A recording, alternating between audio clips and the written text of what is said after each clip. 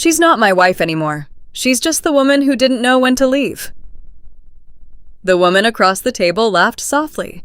She was sitting in my seat, at my lawyer's meeting, next to my husband, and the envelope on that desk had my name on it. What happened next? Derek never saw coming. My name is Willa. I'm 33 years old, and for almost a decade, I was the kind of wife people called devoted, which really just meant I disappeared into someone else's life. I grew up in a small town in Georgia, raised by a single mother who cleaned other people's houses so I could eat. That kind of upbringing teaches you to be quiet, to be useful, and to never take up more space than you're given. I put myself through community college, built a modest career as a paralegal. Ironic, given how this story ends. I married young, relocated twice for my husband Derek's corporate career, gave up job opportunities I'd earned. In our social circle, I was known as Derek's wife, rarely by my own name. For years, I felt something was deeply wrong inside our marriage, but I kept trying, quietly, carefully, no children, no safety net, just my gut and a habit of paying very close attention to everything around me. I wasn't glamorous, I wasn't wealthy, but I had spent 7 years as a paralegal. I knew exactly how documents worked. I want to pause here for a second. If you've ever been the one who gave everything and got nothing back, if you've ever felt like a background character in your own life, you're going to want to stay for this. Subscribe so you don't miss what comes next. And tell me in the comments, have you ever felt invisible in a relationship? I read every single one. Click like if this is already hitting somewhere real. Derek told me the meeting with the estate lawyer was routine. His father had recently passed and assets needed reviewing. "Just paperwork," he said. "Come for appearances." I dressed professionally. I arrived prepared to sit quietly, as I always had. Priya was already seated at the table. Derek introduced her, without flinching, as my partner, not business partner.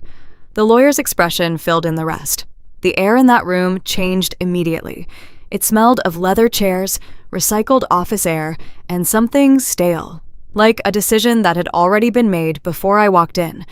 Derek slid a document across the table toward me, a post-nuptial agreement, backdated language, framed to strip me of any claim to marital assets. He said, "Just sign it."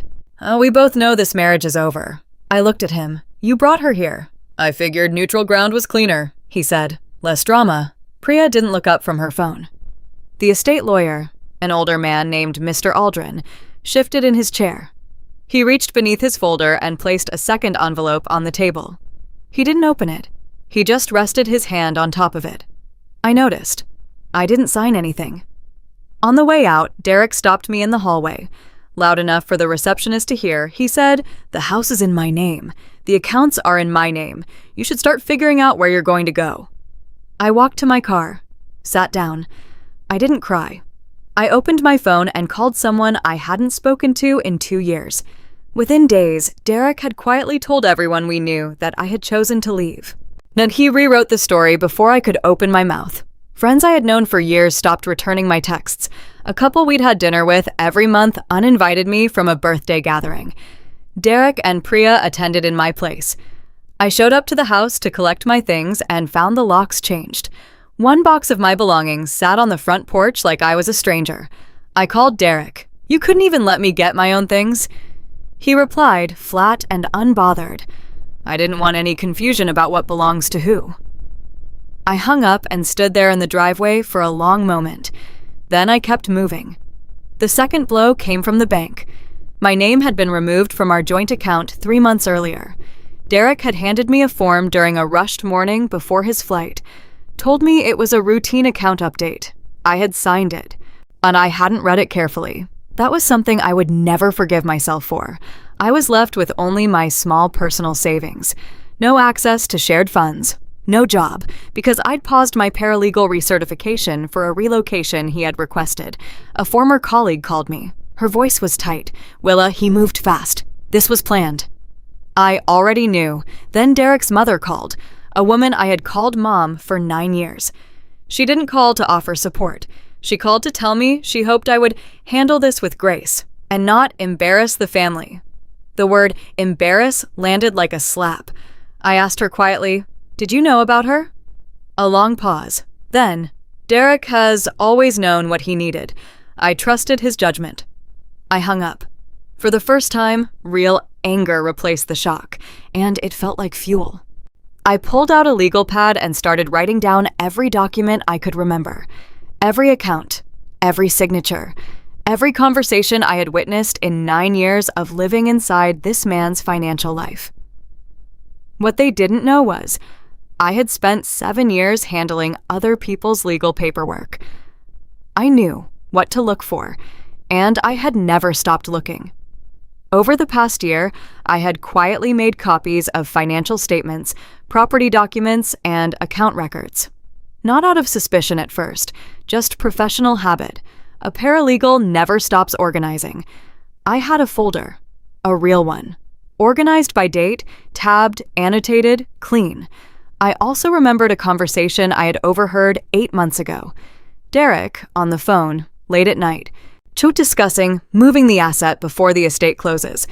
I'd written it down in my personal notebook with a date and a timestamp, the same way I logged case notes at work, because that's what you do when something feels wrong, and you don't yet know why. And that second envelope. Mr. Aldrin had placed his hand on it and said nothing, but before Derek slid it out of my line of sight, I had seen enough of the address block to recognize one thing: my name. Derek thought he was the one with the plan. But plans have paperwork, and paperwork always tells the truth. I didn't tell anyone what I had yet. I just made an appointment, not with Derek's lawyer, with my own. The call I had made from that parking lot was to Connie, a senior paralegal I had trained under years ago, now working independently. Connie is not warm or soft. She is precise. When I explained the situation, she said immediately, "Send me everything you have. Don't talk to his lawyer. Don't sign anything. Don't respond to his texts in writing without running them by me first." Connie connected me with a family law attorney. He looked at my organized folder in silence for a moment, then looked up at me. "Where did you get all of this?" "I paid attention," I said. Mr. Aldrin also reached out, carefully, professionally. He couldn't discuss estate details without proper process, but he told me, "I would strongly suggest you do not sign any documents until all outstanding estate matters are formally resolved." He said nothing more. He didn't need to. I began to understand. Derek's father's estate contained an asset Derek had been trying to quietly redirect before anyone noticed, before I could notice. Derek's messages grew more aggressive. His tone shifted from dismissive to something tighter, more anxious. He somehow got Connie's office number and started calling it. Priya posted on social media about new beginnings, a deliberate, transparent jab. Derek's mother hosted a family dinner and introduced Priya to his extended relatives. Someone texted me a photo without comment. I looked at that photo for a long time. Then I texted my attorney, "I'm ready. Let's schedule the formal session." The estate resolution meeting was required by law. Before any assets from Derek's late father's estate could be distributed, both parties had to attend, both attorneys present, Mr. Aldrin presiding. The room was formal and still. It smelled faintly of old paper and central heating, the particular quiet of a place where things become permanent. Derek arrived with his attorney, relaxed and slightly smug. Priya was not permitted inside, but I saw her in the hallway as I walked past. She looked away first. Derek expected a quick rubber stamp. He had spent weeks assuming I had nothing. My attorney presented the folder first, documented evidence of the backdated post-nuptial attempt, the unauthorized account removal, records showing Derek had been in communication with a third party about redirecting estate assets before his father's death was formally processed. Derek's attorney objected loudly. My attorney was calm.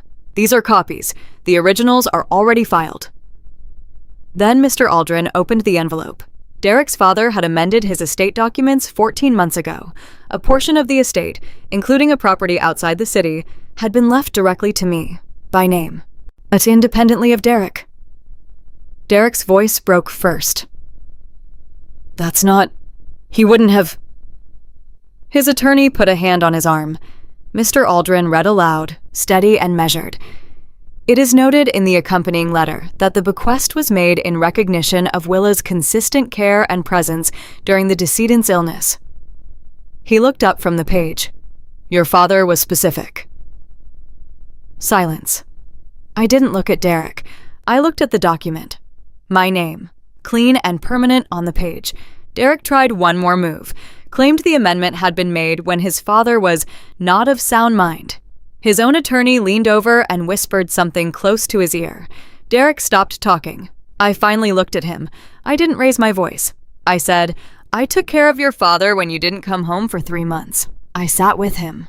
I organized his affairs. He knew exactly what he was doing. I signed my copy of the estate documents. Then I stood up, thanked Mr. Aldrin, and walked out. In the months that followed, the property transferred to me legally. Derek's attempt to contest it collapsed. His own financial misconduct around the estate became part of the court record. I recertified as a paralegal and took a position at a small family law firm, one that specifically handles cases like mine. Derek and Priya's new beginning quietly fractured. I didn't follow it. It simply stopped mattering.